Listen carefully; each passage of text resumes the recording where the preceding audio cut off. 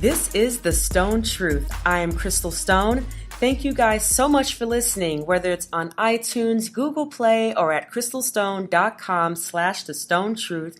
I appreciate you. Guys, I want to start off this episode, my 24th episode, by having a moment of silence. Let's take a moment of silence for Cowboys offensive lineman Chaz Green in his disastrous, catastrophic, tragic performance last week against the Atlanta Falcons. Let's just take a moment. Thank you. I think he needed that. I think he needs some prayers going his way. Chaz Green.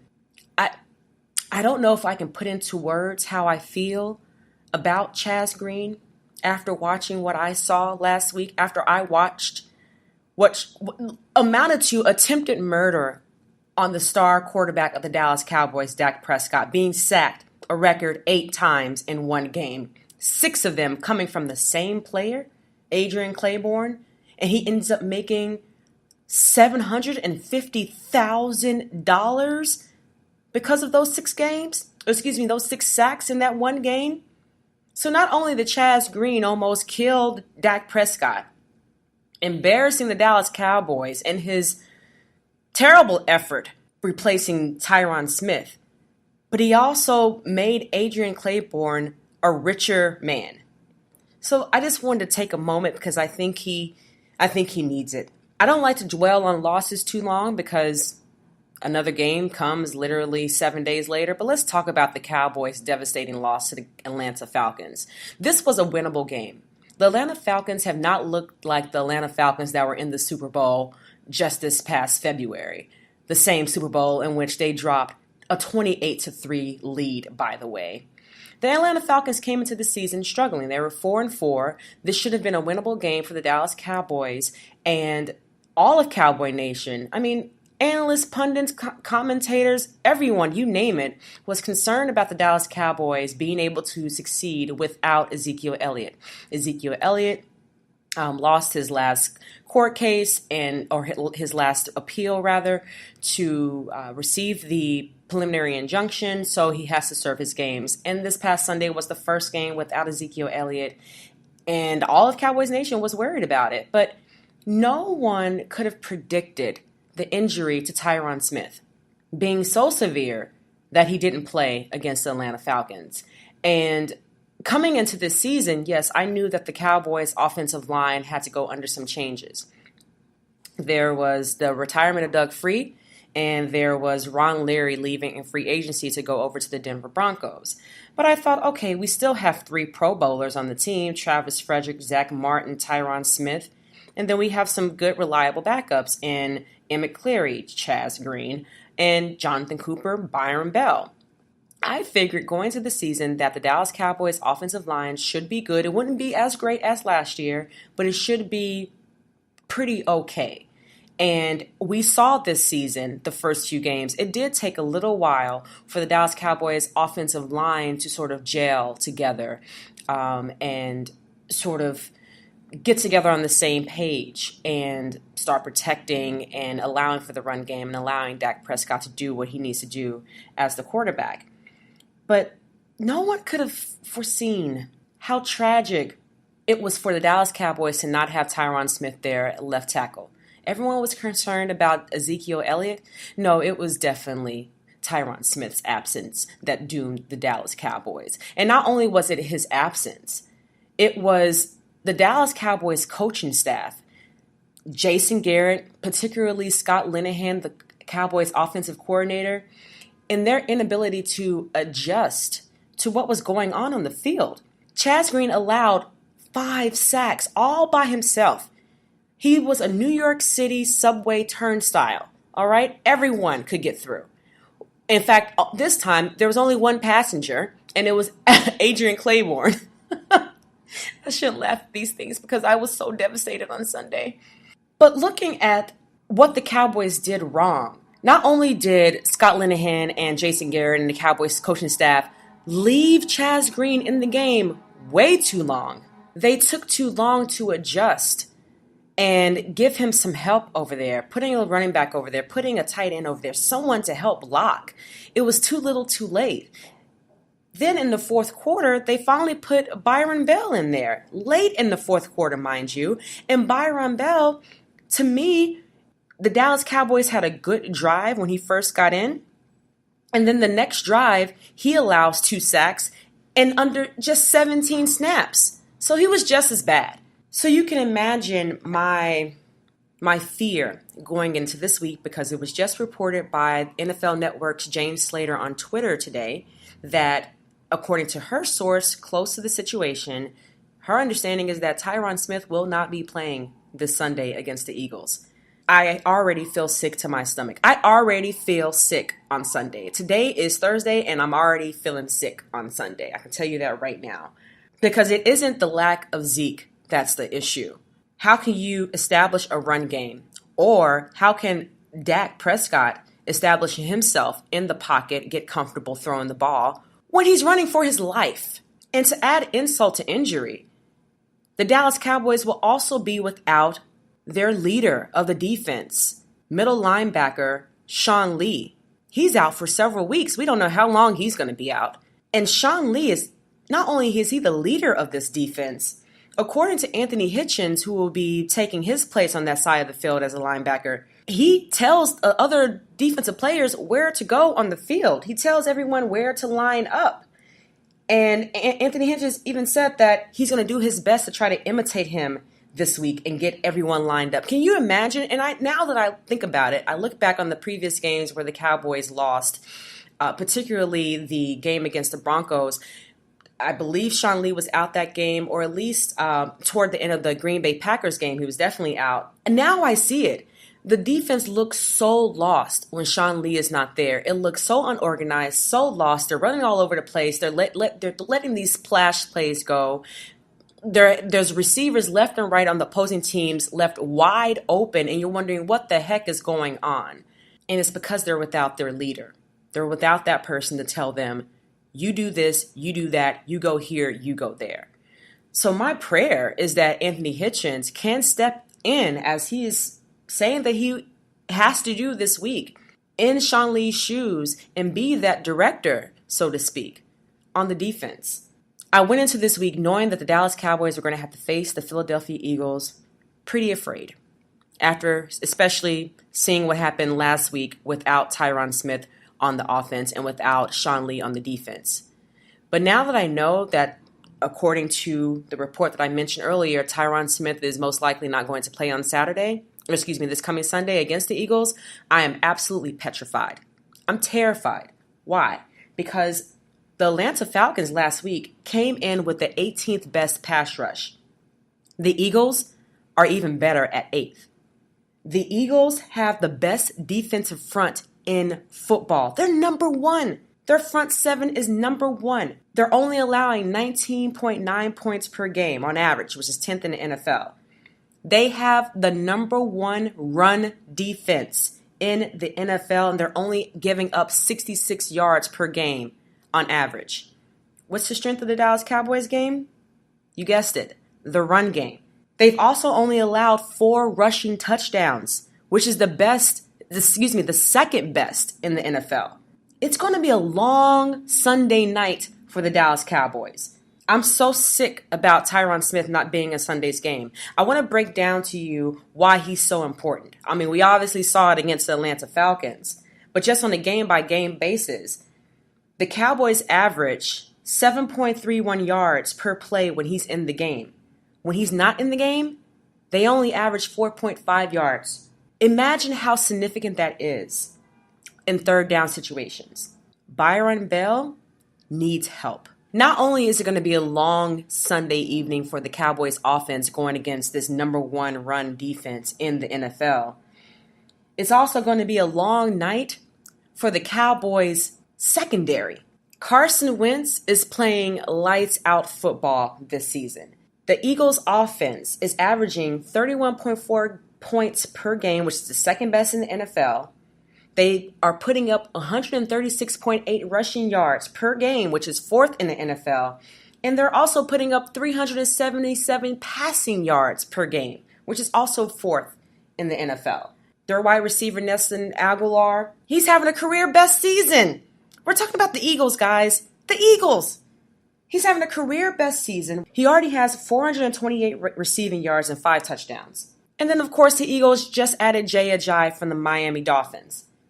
Jay Ajayi in his first game with the Eagles last week had 77 yards on just 8 carries in that blowout victory versus Denver. Now that they've had a bye week, can you imagine he has had enough time to learn that Eagles playbook and run all over the Dallas Cowboys? There's one sliver of hope for the Dallas Cowboys in their offense. The Eagles secondary is still trash. Pretty trash. It was trash last year. I think it was ranked 31st in the league last year. It's not much better this year. In fact, the Eagles secondary has given up 249 yards per game, passing yards per game on average, which is 26 in the NFL. They've also given up 13 passing touchdowns, which is also ranked pretty low in the NFL. But, the Eagles also just got back their star cornerback in Ronald Darby. He hasn't played all season. He had a dislocated ankle, and he's going to be back on this Sunday. So my only thing is, all right, great. They're going to get their top cornerback back. However, it's his first game all season. How fresh is he going to be? Is he going to be 100%? Is he going to be back to top cornerback play? We don't know, right? We can only wait to see. Also, another sliver of hope, which is very, very, very slim, is the Eagles are missing their left tackle and Jason Peters. But the Eagles missing their left tackle is in no comparison to the Dallas Cowboys missing their left tackle. It's much more detrimental to the Dallas Cowboys if they don't have their left tackle in Tyron Smith versus the Eagles, because guess what? The Eagles are still 8-1. And speaking of the Eagles' 8-1 record, I think what holds a lot of people back, yes, they have the best record in the NFL, but I think what holds a lot of people back from giving them the title of the best team in the NFL this season so far is because you got to look at the teams that they've beaten. They had a great win, very impressive win against the Carolina Panthers, yes. But their other wins have been against some subpar teams. Washington Redskins, who have been pretty so-so, right? The New York Giants, the Chargers, the Cardinals, the 49ers, and then the Broncos. The Broncos started out this season pretty well. They blew out the Dallas Cowboys 42-17 and back in September. But we have seen them decline, and they allowed 51 points from the Philadelphia Eagles. So a lot of people are saying, and I agree, that this is the Eagles' first real test beyond the game against the Carolina Panthers, because we now know after the Carolina Panthers just beat the Miami Dolphins on Monday night, I think we can all agree that the Carolina Panthers are pretty much the real deal. The Eagles, though, they have the best record in the league, but they haven't been tested much this season. I just wish this test included Ezekiel Elliott and Tyron Smith. Just saying. Another really great contest to see in this Cowboys-Eagles game on Sunday night is Dak Prescott versus Carson Wentz. Both these rookie quarterbacks came in at the same time last season. Carson Wentz going number 2 overall. Dak Prescott going in the 4th round, the 135th pick. Dak Prescott last year leads the Dallas Cowboys to a 13-3 season. The Eagles started out pretty well with Carson Wentz. Then they had some injuries, both in their offense and defense. And the Eagles ended up just crashing to the ground last year. But this season, my goodness, I'm not going to be a hater. As much as I hate the Eagles, I have to give props to Carson Wentz. My goodness, the improvements that he has made from last season to this season. He now, this season, leads all quarterbacks in touchdown passes with 23. He's 3rd on the quarterback rating list with 104.1. He leads the league with 10 touchdowns on 3rd down with a completion rate of 66%.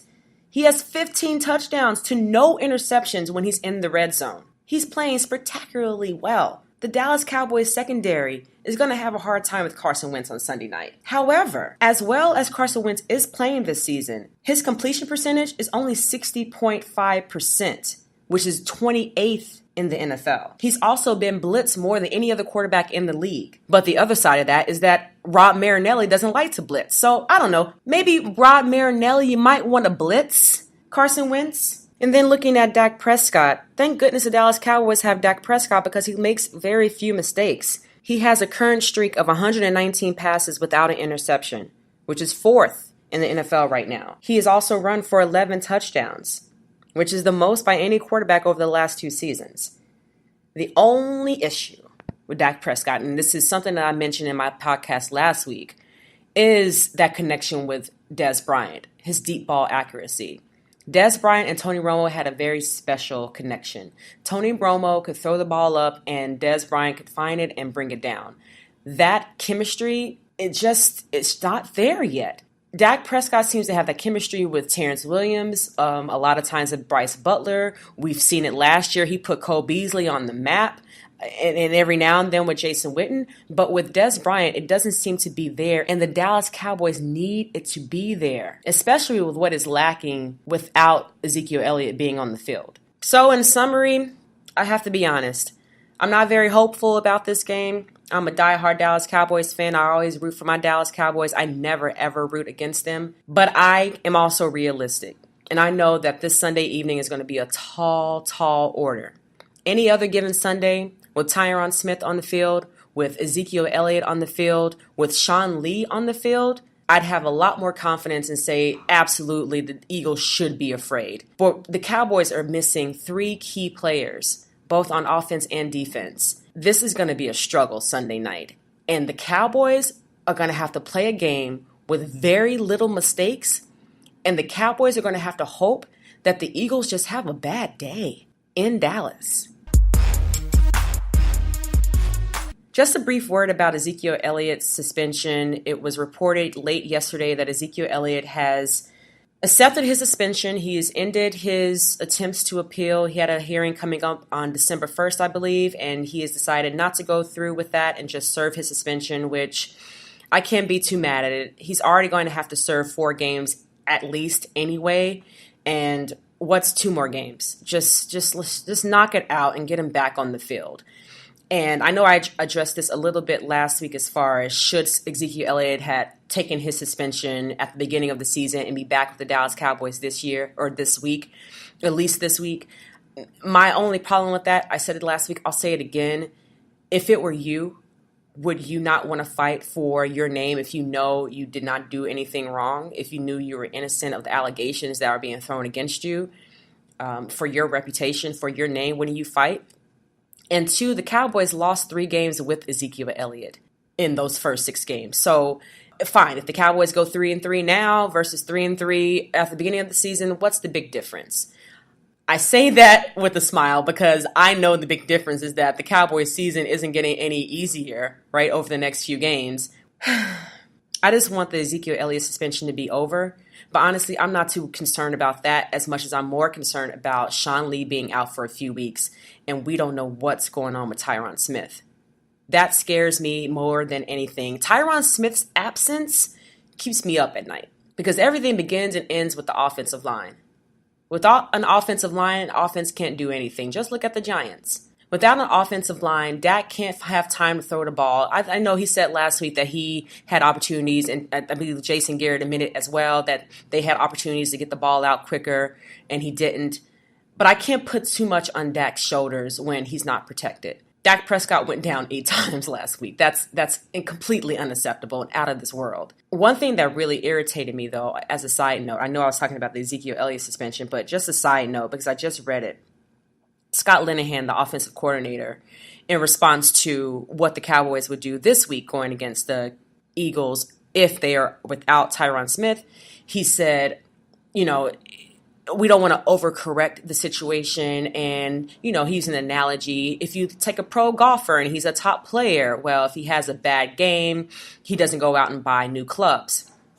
Okay, that's a really cute analogy, except that it does not work in this situation because neither Chaz Green nor Tyrone Bell are top players. They're backups. And 2, we're talking about someone's life on the line in Dak Prescott. So no, if you need to go out and buy new clubs, do it. Because we got to keep this kid alive. He's the lifeline of the Dallas Cowboys. We know what happens to the Dallas Cowboys when there isn't a reliable quarterback under center. Welcome to 2015 season, right? That was just a little side note. Sorry, I'm getting emotional today because I know what's coming up on this Sunday. Another side note is Jerry Jones. Jerry Jones has been an embarrassment to me as a Dallas Cowboys fan this season. Going up against Roger Goodell, Understandably, because Roger Goodell decided to suspend Ezekiel Elliott. I totally get that. What I don't get is him sort of not just admitting to the fact that his agenda and wanting to stop this extension of Roger Goodell has everything to do with how Roger Goodell has handled Ezekiel Elliott's suspension in this investigation. Just keep it real, Jerry Jones. I'll respect you if you say, I don't like what you did with my player and my team, so I don't want you to get your suspension, or I don't want you to get your extension. So the league just, I believe yesterday or today, sent a letter to Jerry Jones saying, your conduct has been detrimental to the league. And I absolutely agree with that. It has been detrimental. It has been a distraction. And although I agree with him in theory, Roger Goodell's contract does not come up until 2019. He's currently under his current contract through 2019. What is the rush to extend his contract? I totally feel Jerry Jones on that. And yeah, based on his performance of late, based on the power that he has, sure, I think a lot more time is needed to really just look at line by line and see what are the expectations for Roger Goodell and what is fair in when it comes to compensation. We look at some of the rumors. If the rumors are true that Roger Goodell is asking for $50 million and a private jet for life and health insurance for him and his family for life, those are outrageous requests, right? So I totally understand Jerry Jones wanting to take a good look at that and not just wanting to rubber stamp that.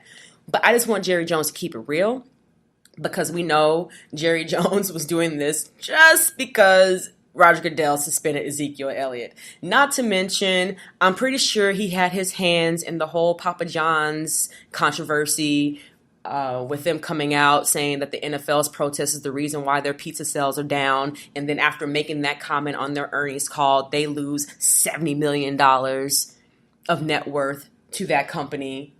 And then just this week, 2 weeks after they made the comment on their earnings call, now they apologize and now they want to work with the league and the players.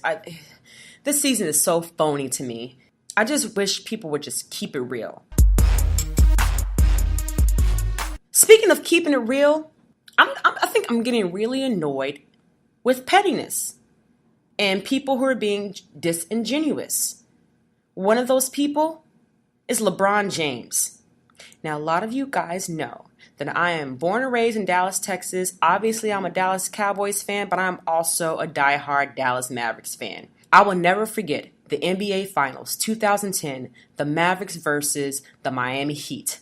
The first year that the Big Three were together. And I will never forget LeBron James and Dwayne Wade, what they did to our beloved Dirk Nowitzki. Dirk was sick with the flu in one of those games. I want to say it was game 5. I can't remember exactly which game it was, but he was sick and he was coughing. And on camera, walking back to the locker room, LeBron James and Dwayne Wade were caught laughing and joking and fake coughing, making fun of Dirk Nowitzki. I'm sorry, that's just not cool. One thing that I like about the Dallas Mavericks, outside of Mark Cuban, by the way, is that they don't do a lot of the petty stuff, right? They don't really engage in all that stuff. You know, the cupcake thing with Kevin Durant and OKC, they don't engage in all of that. A lot of other teams do. A lot of other players do. Specifically, LeBron James. LeBron James, he posted that meme, the Arthur meme with the fist, and everyone's wondering, well, what does that mean? And he's like, oh, I like this cartoon. He knows good and well why people are questioning why he posted that, because it's when he posted it.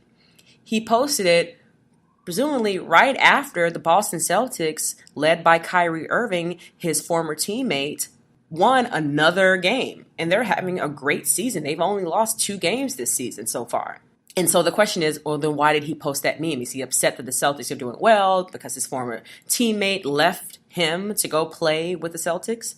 And then more recently, the Cavaliers came to Dallas and they beat up on the Mavericks. And he made a comment about Dennis Smith Jr. being a great, phenomenal player, and that the Knicks passed up on a good one. And that they really should have taken Dennis Smith Jr. And he actually said that Dennis Smith Jr. should be a Knick. Pause, bro. See, this is my thing. Pause, LeBron James. Okay, you're the best player in the world. You have brought your team to the finals 3 years in a row. You went to Miami. You took them to the finals a few times. Okay, we get it. You're the bomb. You're the bomb.com. You're the best player in the world. Can some other teams get something? I mean, Dad, can the Dallas Mavericks finally rebuild? The Dallas Mavericks have not been good since they won that championship. In fact, the following year, I believe they had the best record in the league. They went into the first round of the playoffs and lost. And since then, the Dallas Mavericks have lost players. They lost Tyson Chandler. They lost Jason Terry. They lost Jason Kidd. Can the Dallas Mavericks get something? I mean, the Dallas Mavericks, I think they've only won 2 games this season so far. Thank goodness they have Dennis Smith Jr., someone that they can build around once Dirk Nowitzki retires, which is going to be pretty soon, next year most likely. So as a Dallas Mavericks fan, I was offended when he said that. And I know that a lot of Knicks fans took offense to him saying that because it was taking a jab at their rookie who they drafted in Frank Ntalinkana. I hope I pronounced that right. He actually hasn't been too shabby this year. So LeBron James tried to clean it up and say, oh, well, I was actually taking a pass at Phil Jackson. Okay, I understand that. Phil Jackson is enemy number 1 this past season. Yeah, I get that. But bro, Phil Jackson has been gone from the Knicks for months, since like June. Get over it. If you really want to take a jab at Phil Jackson, say his name and take a direct jab at Phil Jackson. Now you've created this beef with this rookie who has nothing to do with you, has said nothing about you, but you're throwing him under the bus because you got beef with Phil Jackson, who's no longer with the Knicks, by the way. And then in this week's game against the Knicks, I was so hoping that the Knicks will win. The Knicks actually have surprisingly been playing pretty well this year. They've been surprising a lot of people. I mean, there is talks that the Knicks will make it to the playoffs, which is shocking because I believe they've missed the last 17 years. So in this game, they had a 23-point lead. I was so excited. I'm thinking, yes, the Knicks are going to win. They're going to kick it to LeBron James, shut him up for once. But LeBron James did LeBron James. He put the game on his shoulders. I think it was back-to-back threes. They win. They barely beat the Knicks, by the way. Okay, fine. After the game, LeBron James couldn't just go away quietly. Like, it's not like the Cavs are dominating people, by the way, right? The Cavaliers have been struggling themselves this season. But, LeBron James can help himself. He can't help his petty, disingenuous self. He retweets a post on Twitter that has him standing over New York City saying that he is the king of New York. I would be so mad as a New Yorker if I saw that. I mean, I know I've been here 13 years, but my allegiance is with the Dallas Mavericks, so I can't take too much against that. But I would be so mad as a New Yorker for this guy to come and post that. Was it really necessary, though? That's the thing. Like, even if it's true that LeBron James comes to New York and totally dominates, is it necessary, dude, for you to put it out there like that? See, that's the thing about people who are really good at what they do. They don't have to boast about themselves. Other people will do it for you. Let other people do it for you, LeBron. You don't have to retweet stuff. You're LeBron James. And that's the thing, my thing about LeBron James. He sort of posts himself up like he's, this honorable, humble servant to the game of basketball. He's the king. But he's so petty. Gosh, he's so petty. And he's becoming an internet troll. Taking shots at people, taking shots at Kyrie, taking unnecessary shots at the Knicks, taking shots at general managers who are no longer the general managers. I'm just irritated this week. I'm irritated because the Dallas Cowboys lost what should have been a winnable game to the Atlanta Falcons. I'm irritated at Chaz Green for being a New York subway turnstile. I'm irritated at the Dallas Cowboys coaching staff for not making adjustments. I'm irritated at LeBron James for his pettiness. I'm irritated at Jerry Jones. I think Jerry Jones is going senile. And I'm irritated at the fact that the Dallas Cowboys will most likely be entering this game against the Eagles on Sunday night again without Tyron Smith. And I think it's going to be a disaster. I'm low on hope this week. Cowboys Nation, I need you guys to lift me up. That's it, guys.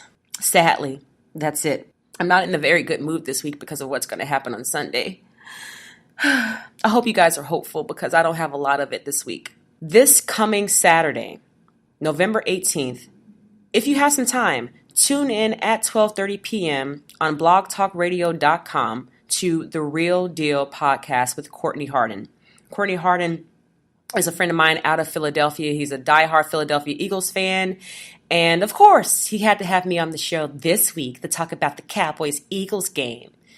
Yeah. So if you want to hear us go back and forth and talk about some other hot sports topics, tune in 12:30 p.m. Eastern this Saturday, the 18th, at blogtalkradio.com.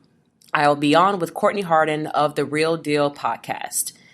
Go back and listen to other episodes of The Stone Truth. Last week's was pretty good.